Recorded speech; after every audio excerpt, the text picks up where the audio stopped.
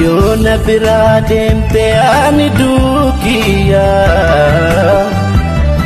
Yoona biraa deemte ani duukiya.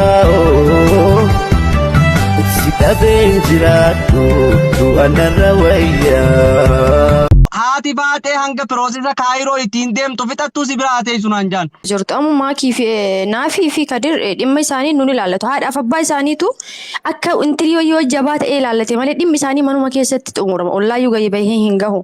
Xiyyamee akkuma nama kanaa ta'uu barbaadan haanatti himatanii fi najjeesaafi.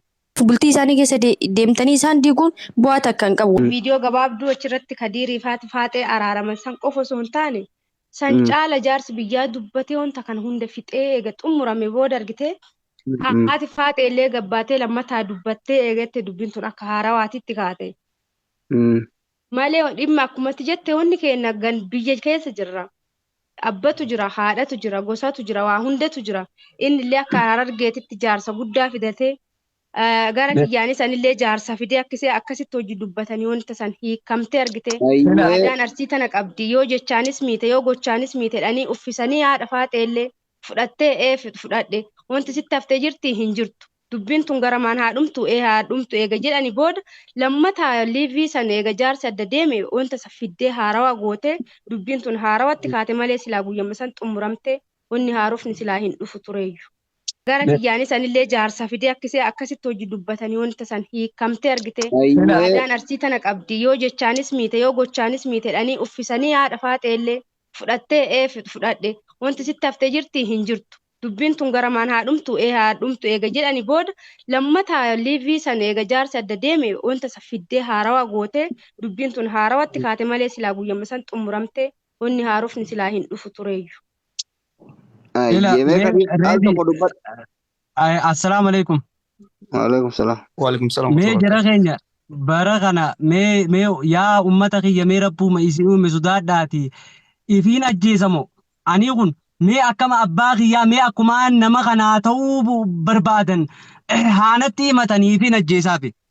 Yoo ifannisuu taates ammaan haada furadhee isaanii ifajjeesa haanatti himanii wallaahi summa wallaahi rakkoon qabu ammoo hunda keessanuu wanni ana akkanatti naquuqa kun rabbiin quuqaa kana isin hunda keessanitu kadhugaa godhatee wanni jechaa jiruufis kagartee akka rakkootti ofitti fudhatee wanni jechaa jirus rabbiin ammoo numa deebisaaf biiznillaahi ta'ala rabbii keenyarraa wal eeggannaa haqa walirraa qabnaa saba tokko keessaa dhufne ammoo namumamee Kadiir rakkoon tuni maali jara keenya rakkoon tuni maali inumaa deemaniiti arsii tuutee naan jaan jara keenya obboleeyyan kiyyaanii kuni higa ummanni kuni arsiin tuni nama dhuunfaatii miti jara keenya arsii jechuun reedii miti arsii jechuun gartee kunoo milkii miti arsii jechuun gartee Kadiirii mi arsii jechuun ummata bal'aa ummata miliyoona meeqaa jara keenya mee rabbuma isinuume sodaadhaa nama dhuunfaatii wajjii wal dhabuun mee akkamitti arsii tuquu taate mee jara keenya mee rabbumaa ja'ati lammaffaa irrattoo ani kuni haadha baatee otii wajjiinis kan irra wal dhabne akkuma deengaddee isiniin jee osoo taa'aa jirruuti dhimma gartee naafii irratti wal lolle michiyyoo arsii takkaa jira reedii keenya dhaggeeffadhu naafii fi haati faatee eessa akka turan ni beektaa mire arsii turan michiyyoo tana Hamzaa mucaa Harargeetii fi Abdulwaahid Baalee tokkootu haati faatee hanga piroosesa kaayiroo ittiin deemtu fixattuu si biraa teessu naan jaan. Hayaadhaa jeetiin dhuftee akka kabajaatti gartee na bira teesse wal bira jirra. Guyyaa sadii as na bira turteeti kaatee deemte karaa arsiidhaa naafiin arsii ganda isaanii saguree jirti asalla. Deemtee achi guyyaa haga guyyaa shanii moo ja'a ta'anii dhufan nyaatallee qabatanii warrillee guduunfaatti kennee caccabsaa fi waan silaa namni gizee nama galchu intala galchanii itti kennanii kaanii dhufan. Naafiin michiyyoo takka ta'a arsiidhaa gartee Dubaay irraa dhufte adaadaa isii dawwalee akkuma haadha faatee itti kennan natti kennan kanatti wanni illee eenyu michiyyoo sa'illee na kennanii mana hidhaa ji'a lama bultee turte gaafa gartee kunoo ijoolleen koonsartii achi gootu koonsartii sanirra qabamte michiyyoon tun Dubaay keessatti. Qabamtee guyyaa baatii takka moo kan achi keessatti hidhamtee kaatee dhufte waa takka malee qarshii harkaan qabdu hangaan maallaqa madaamirraa fudhadhee sitti ergutti rabbumaa jecha birannaa qabii naan jette tole jeetiin mana keessummaa jira mana kiyyaafe kanaafi duraan mana tokko qofa qabna turre. Gibbii guutuu kireeffannee jirra mana nama keessaa baaseeti mana duraan gartee namni illee nu qomate maaliif nama mana keessan fiddanii mana kophaan gootanii fi jaanii. Okay. Tole jeetiin mana kophaa geessineef miciyyoon achiirti. Amma guyyaa silaanaa biinfaan dhufan kana miciyyoon tun birriin ergameef. Okay. Naafiin dhufte jee miciyyoo tana bakkaan geessu niin qaba teessu malee. Eega. Niin eegee ni dhufte miciyyoo tana asitti harkite naafiin na qomatte. Eenyu dhufee isaa dhuftee naan jette. Dalagaan tiyyatuun egaa waan kana miciyyoon tun dhufte mana kana jirtiin jeen. Tole jettee teessee jechuudha. Amma haati faate illee ni lolte naafi wajjin. Yaa haadha faate miciyyoon tun illee akkuma ati dhuftetti dhufte laaqana amma ganama bullee ganamaa beekadhu. Haati faate galgala illee akkuma anjamaa goote warri naafii si qomatee jira. Siillolee jira. Maaliif gadiin dhufin jaanii naan jette. Bilbiltee maatti ni namni kun mana san dhufu haadha manaa ta'eetimi. Haadha manaa kiyyeena dhaggeeffadhu. Dawwalee itiimuu kana namni dhufu miciyyoo san qofaami. San duraas nama sadi faa dhufe micayyoo jimmaa takka viidiyoo waraabee feesbuuk irratti illee gallakkisee yookaan argitu ta'e. Sanfaan carqii hin qabdu. Har'a haadha faatee taa abbaa qabdu ta obboleessa Finfinnee keessaa qabdu dhiisi. Ta abbaa kun arsii guutuu gosa qabdu dhiisi. Miciyyoon humaan qabne sanuu mana kiyya nama dhufte reedii kiyya dhaggeeffadhu. Haadha faatee ta har'aan tana birrii ana caalaaf si caalaa qabdu dhiisi. Ta gartee namallee ana caalaa qabdu dhiisi. Miciyyoon humaan qabne tanii feesbuuk irra gallakkise ta jimmaata kunoo carqii takka osoo hin qabatin madaamiisi halkan achi buuftee viidiyoo waraabee argitan kunoo torbaan hin geenye miciyyoon sanii. Sanuu numa dhuftee jechaadha. Ammoo ani waa hunda haasa'uun barbaadu. Haadhi faatee ture osoo tattaa'u jirru ganama laaqana kenniifiin jeen haadha faatee yoo gartee maaliif naafiin mufattee jirti natti. Miciyyoo tana agabuun olchinaadha. Laaqana kennaafiin jeen miciyyoon bakka biraatii ijoolluma arsiiti. Ani bifuu naafi eeggadhaa maal kennaafi jette haati faate tolee jeen itti dhiise hanganumatti naafiin jeen miciyyoo tana yoo dubbatte ammaan booda bishaan kiyyaa fi kee dhumateen jeen akeekkachiisaafin jedheen malee wanna dhugaatiif illee hin jenneenan akkuma isiin micayyoo sanitti hin dubbanneef hin barbaade maaliif namni kun sadaqaa kadhatu mana kee hin dhufu yoo xiqqaate hojii walitti isin fida atillee irraa fayyadamta namni illee sirraa fayyadama osoo firaas keessaa qabanii wanni si bira dhufuuf namni algillee qabatuu ni danda'a ammoo birrii harkaan qabu namni waan mana qabnuuf osoo taaskii meeqa jirtu nutti dawwalan. Miciyyoo tanatti hin dubbatiniin jeen hangaanan dhufu dalagaaf hin deema. Hayyee masruufa fidiinaan jette hoodho jeetiin birrii 300 kenneef naafiidha. Haati faatee tana keessa birriin 300 maal gootiifi jette. Kanan naafiinuu birriin 300 maal naa gooti hin jenne isii duraa ufadhu birrii 3 kenneefiitiin gartee wanni jedha akkamii jennaan amma deebiteeti haati faatee wanni keessan bishaan keessan karaa deemuuf dhumataa jette.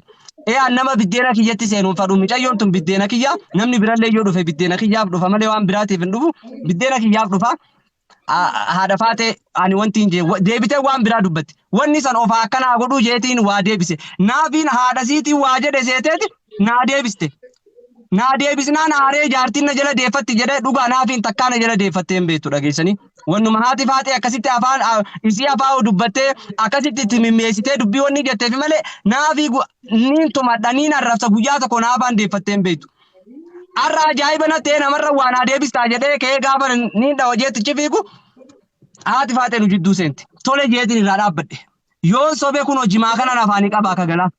Tole jee walqabni amma naaf illee gaafa walqabnu irraan dhaabbadhe. Irraa dhaabbannaan haati faatee ni bareedinatti ta'e naan beeku. Na jala deemtee aga xumuraa sireerra nageessite algaarra nageessite achirratti illee narra korte narra jiitte narra akka rabbii jedhii miciyyoo naafi sibiila qabattee isii duubaan natti deemti na dha'uudhaaf akkan hin dhawamne jeenaa haadha faatee tuni ofirraa kaasa narraa ka'uu didde gaafan dhiibee akka teettuu jalaa ka'u ol kaatee ammaas natti maramtee teessi dha'uuf deema seete anammoo sibiila naafiin isii duubaan na dha'uu deemtu kanaan baqachuu deema haganuman naafillee alatti kuttee jalan fiiga gaafan duuna qabdi kabalee of harkaa baasee jechuudha.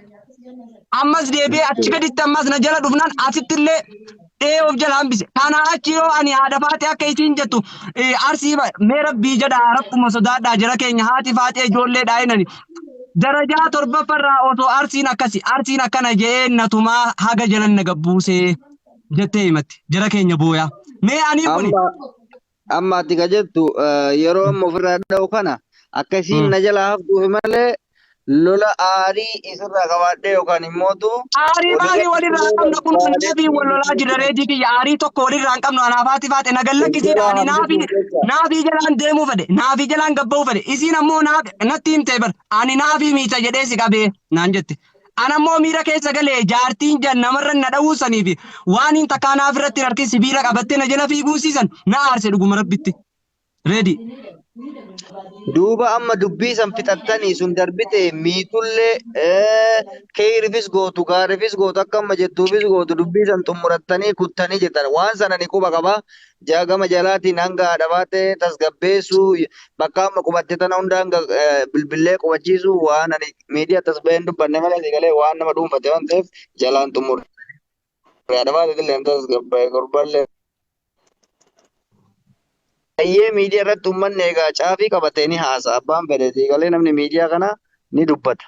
Walaakin isin deebitanii amma dhimma dhuunfaa keessanii kan gama jalaa kanaan xumurachuu dandeessan sagaleen jeen jirtisa? Ni jirti sagaleen reedi dubbadhu siifin deebisa kanallee dubbadhu. So erga waan san xumurattanii waa'ee miidiyaa dhabbaan fedhe gadii rakkana ta'e arsii tume shawaa tume maalii yoo haa jedhan sun waan miidiyaa ajandaadha. Dhimmi miidiyaa sun eega jalaan isin fixattanii isin bar murteessan deebitanii asitti isin immoo jaarsaaf jaartidha. Namni jaartii ofii numa reebbata rakkoon qabu inni arrabsallee homaa rakkoon qabu walloltanii ummataaf akka dhiyaanaatitti yookaan akka irbaatatti dhiyeessitanii maaf ummata shoror keessan maaf ofiis maraachitan fakkeenyaaf ofiis ni ajjeesuu nuun jette nu ajjeesuu keenya namni waan baay'ee dubbachuu danda'a waan san garuu namni kan dubbatuuf isinirraa madda xiqqoo wayii qabatee guddoo godheeti. So tanallee akkasitti hubachuu qabda hundaafuyyuu isin sadarkaa tana maaltu isin fide akka dhuunfaa kiyyaatti gaafii fakkeenyaaf amma akka ati reefu jettetti miidiyaa irratti jireenya keessan of ol baaftanii jette ka ol nu baasee tokko haadha faateeti dura dhageeffadhu dhimma kiyyaaf kanaafiidha. Dhimma lola biraa gootee ka ol baase osoo nuti quban qabne osoo nuti araararra jirru kan ol baase haadha faateeti dhageeffadhu reedi sila har'aan tana haati faateedha. Ani arraan tana naafin har'a isiif jettee akkasitti natti fiidesan isiifuu jettee silaarra miidiyaa irratti ol nu baasuu hin qabdu. Namni nama wallole lameen jidduu gaafa seene arraa miti duruu dhabamaa ture. Hatta nama jidduutti ilkellee hima dhaba. Obboleessa nuti isaadha abbaa qabaatumaa turre. Ollaa jaarsaa nama meeqaa jidduutti wanni ta'e. Ammoo ira dhaggeeffadhu guyyaa takka reedi. Abbaan kiyya namni ollaa obboleessi isaa dhufee jaarsaa fi jaartii isaa tumu jiru jidduu seenee jaartiin isaa gubbaan abbaa kiyyatti tuffaan kiyya ummaa tiyya malee tabiraa qaba. Wallaahi obboleessa isaa harka cabsee ilaa irraa harki isaa naafa obboleessa abbaa kiyyaa jechuudha. Sababii inni osoo jaartii isaa tumaa jiru obboleessi dhufee jidduu seenee haati jaartiin abbaa kiyyatti tufteef jechaadha. Namni kun amalli namaa tokko miti. Anarraan tana haadha baatee qubatti gartee dhuunfaarraa qabaadheetii miti. Nu jidduu seentee isii gubbaan sibiilaan dhawamuu fi fuulli na korrooxamuu fi isii gubbaan nagadilla akkan duraa illee hin baqanne qabdee naan taa'uu isii saniin na aarse. Kanaaf ammoo ani isii irratti tokkoffaadha. Haati faatee keessummaa teenya isii irratti haadha warraa kiyyaatii walloluu taakka. Reedi. Lammaffaa irratti isii gartee feetu ka feetellee haana gootu harkatti kaasuun kiyya gartee ofirraa dhee ifirraa kaasuu san akka badiitti furadhee manguddi jaarsi arsiilleen jaarsi guddaan ka dubbii tiyyaa fi haadha faateetiif dubbii naa fi xixiqqoo tana dhiisi dubbii lubbuutuu fixuu danda'u jaarsa arsii kabajamaa fidee fuula isii dura kaa'ee. Jaarsi akka soddaatii itti dhooftetti ilaali middilibsiin takkaa ummaatii yaa'u hin uffisin haadha faatee fidee uffise jara keenya.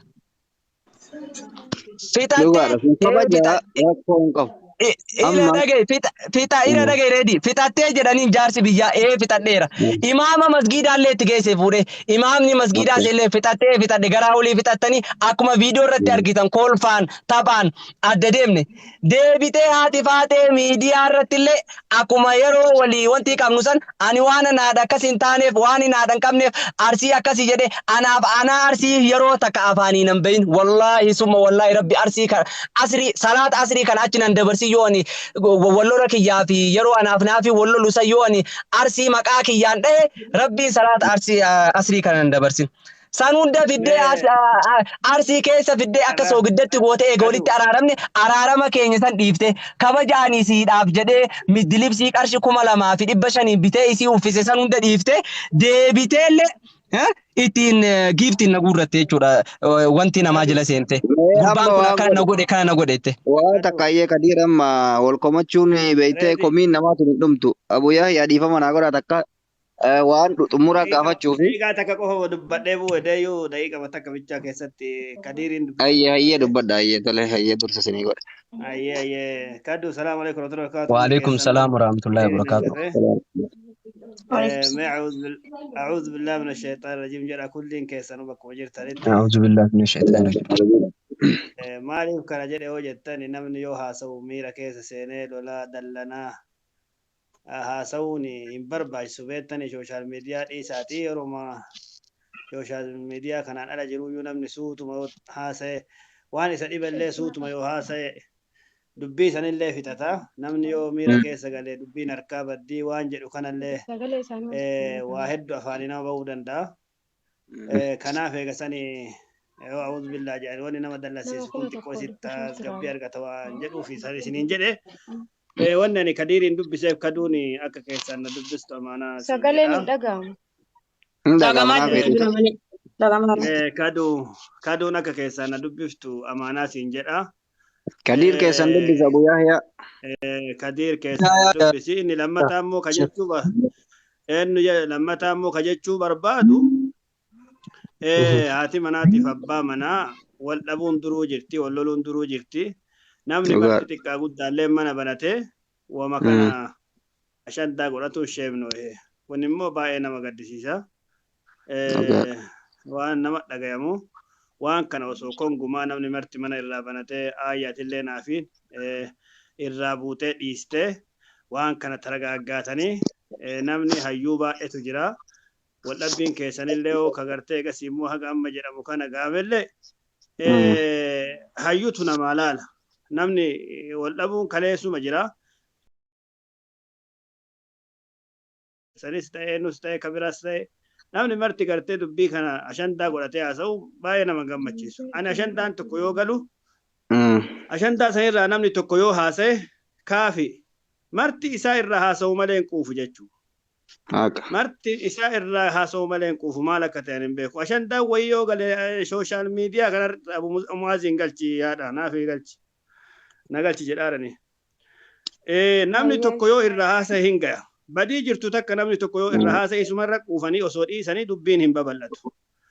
Ijaa kanallee ani rakkoo galtee akka araaramaa turanii waan araaramaa turanillee sooshaal miidiyaa kanarratti argaa ture. Ibsi uffisus sooshaal miidiyaa kanarratti argaa ture. Tumamuullee asumarraa dhagayaa ture. Hin bilbilaaf yoo jedhu bilbila isaa daayirektii argatuu hin dandeenye.